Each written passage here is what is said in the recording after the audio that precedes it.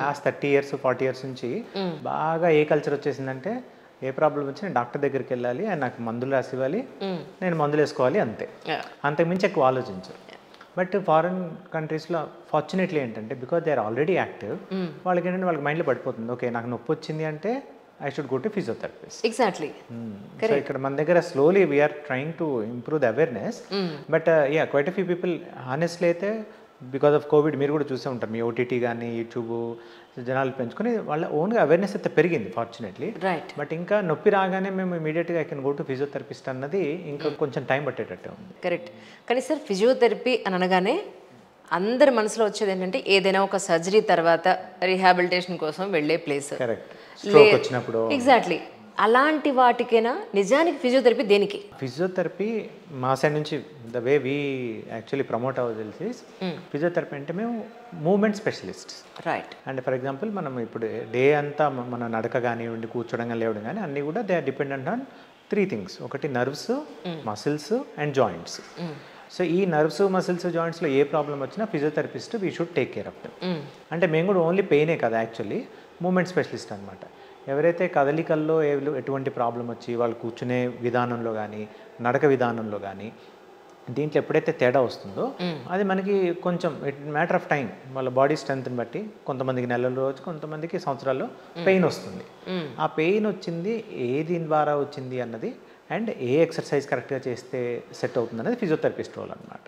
So షార్ట్గా చెప్పాలంటే మీకు బాడీలో ఎక్కడైతే కండరాల నొప్పులు, జాయింట్ నొప్పులు, తర్వాత నర్వ్స్ ప్రాబ్లమ్స్ ఏమున్నా కానీ physiotherapist, that is physiotherapist duty basically. Yes. కానీ ఈరోజు సార్ అది ఫోన్ వల్ల కానివ్వండి, లైఫ్ స్టైల్ వల్ల కానీ, పోస్చర్ ప్రాబ్లం వల్ల కానీ, వాళ్ళ ఉద్యోగరీత్యా కూడా నెక్ పెయిన్ అనేది సర్వసాధారణం అయిపోయింది. సో ఇలాంటి పరిస్థితుల్లో మీరు నెక్ పెయిన్ ఉన్న వాళ్ళకి మీరు ఏం చెప్తారు యాజ్ అ ఫిజియోథెరపిస్ట్గా? నెక్ పెయిన్కి మిగతా మీరు చెప్పినవన్నీ ఒక ఎత్తు, మోస్ట్ ఇంపార్టెంట్ థింగ్ వచ్చేసి stress. Is it? Yes. So మామూలుగా యూజువల్గా this is something we also learn from our patients also.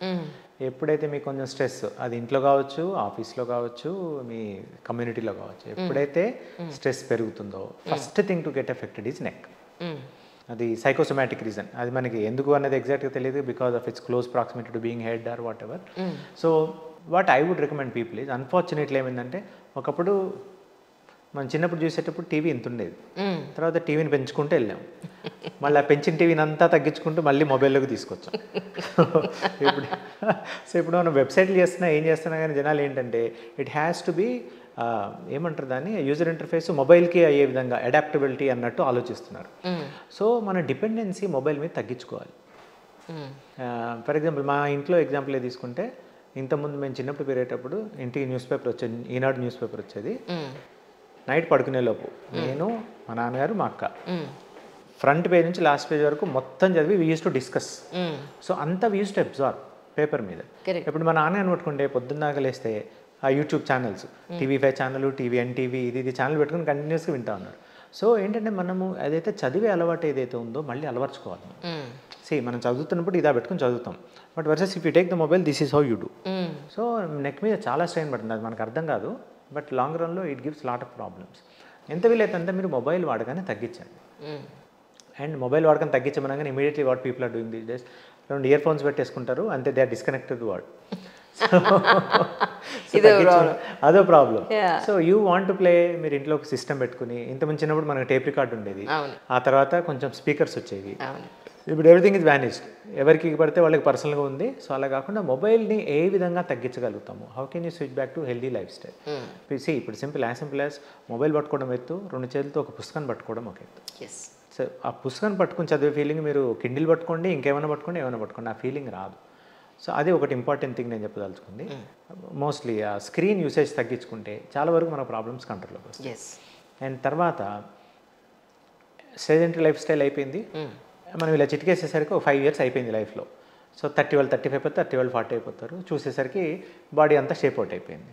ఇమీడియట్గా ఏం చేస్తారంటే, ఓకే నేను ఎక్సర్సైజ్ చేయాలి, నాకు ఏది ఇష్టం అనుకుంటే అది, జిమ్ అయితే జిమ్, రన్నింగ్ అయితే రన్నింగ్, క్యాలిస్థెనిక్స్ అయితే క్యాలిస్థెనిక్స్, ఏది పడితే చేసేస్తుంటారు.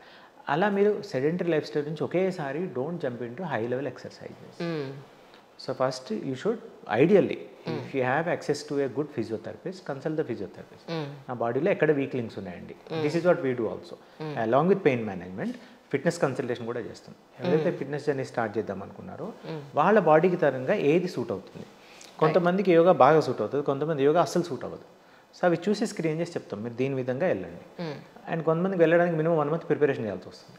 ప్రిపరేషన్ చేసుకుంటూ వెళ్తే then you will not get pains, neck pain. Right. కానీ ఇప్పుడు ఫిట్నెసెస్లో చాలా రకాల ఫిట్నెస్లు వస్తాయండి. ఒకనొకప్పుడు జిమ్, యోగా రెండే ఉండేవి. ఇప్పుడు మెడిటేషన్ కూడా ఒకటి అయిపోయింది. ఆ తర్వాత యోగాల్లో కూడా రకరకాల యోగాలు వచ్చేసాయి. అంటే క్లాత్లతో వేలాడుతున్నారు, ఒకటి కాదు. So what you advise exactly sir? నేనేం చెప్తానంటే మామూలు యోగా కూడా స్థిరం, సుఖం, ఆసనం, ఇది యోగా యొక్క ఫిలాసఫీ. రైట్. సో మీరు ఏదైతే స్థిరం, స్టేబుల్గా దేంట్లో ఉండగలుగుతారు, సుఖం, కంఫర్టబుల్గా ఎలా ఉండగలుగుతారో దాన్నే ఆసనం. మీరు అదే ఎస్టాబ్లిష్, అది that is what your guiding philosophy should be. ఏది చేసుకున్నా కానీ యూ టేక్ యువర్ టైం. మనకి లైఫ్ స్టైల్ కావచ్చు, లేదంటే మీడియా ఇన్ఫ్లుయెన్స్ కావచ్చు, ఏమైందంటే అందరికీ కూడా రెస్ట్లెస్ అయిపోయారు. నేను షేప్ ఇన్ అవ్వాలి, ఇట్లా అయిపోవాలి. I don't want wait 3 months, 6 నెలలు కాదు, 9 నెలలు కాదు, నేను ఇవ్వాలే ఫిట్ కావాలి. సో జిమ్లో ఉన్న ఎక్విప్మెంట్ అంతా యూజ్ చేస్తా, అన్ని వెయిట్స్ లిఫ్ట్ చేసేస్తా. సో అలా కాదు, మీరు ఏది చేసినా కానీ first you have to calm yourself down, study yourself. And yogas కూడా మిగతావన్నీ they are actually technically exercises. ఏది పవర్ యోగా కావచ్చు, జుంబా కావచ్చు, ఏమైనా కావచ్చు. So yoga if you want to do proper traditional yoga, Ashtanga yoga కానీ, Hatha yoga, these are the names. But yoga యొక్క main thing ఏంటంటే it helps you connect to your body. Much of the problems మనం ఇవాళ చూసే ప్రాబ్లమ్స్ ఏంటి అంటే మన బాడీ మీద మనకి అవేర్నెస్ లేదు. ఎక్కడ ఏం కదులుతుంది ఏంటి అన్నది వీ డోంట్, బికాస్ మనం అంతా కూడా we are all have become outside. Happiness కావాలంటే బయటకు వెళ్ళాలి, రిలాక్సేషన్ కావాలంటే బయటకు వెళ్ళాలి, ఎంజాయ్మెంట్ కావాలంటే అంతా బయట. బట్ మనం ఒక్కసారి కానీ if you can stabilise our self and establish your connection to your self, మీ థాట్స్ కావచ్చు, మీ మూమెంట్స్ కావచ్చు, మీ బాడీ కావచ్చు, ఎప్పుడైతే మనకు ఆ కనెక్షన్ అవుతుందో you will become very peaceful. So any exercise you do, first establish your connectivity. It's not about weights or anything. నీ బాడీ మీద నీకు ఎంత అవేర్నెస్ ఉంది, అది ఎవరైతే మీకు ఆ డైరెక్షన్లో హెల్ప్ చేయగలుగుతారో అట్లాంటి యోగానే చూస్ చేసుకోవాలి.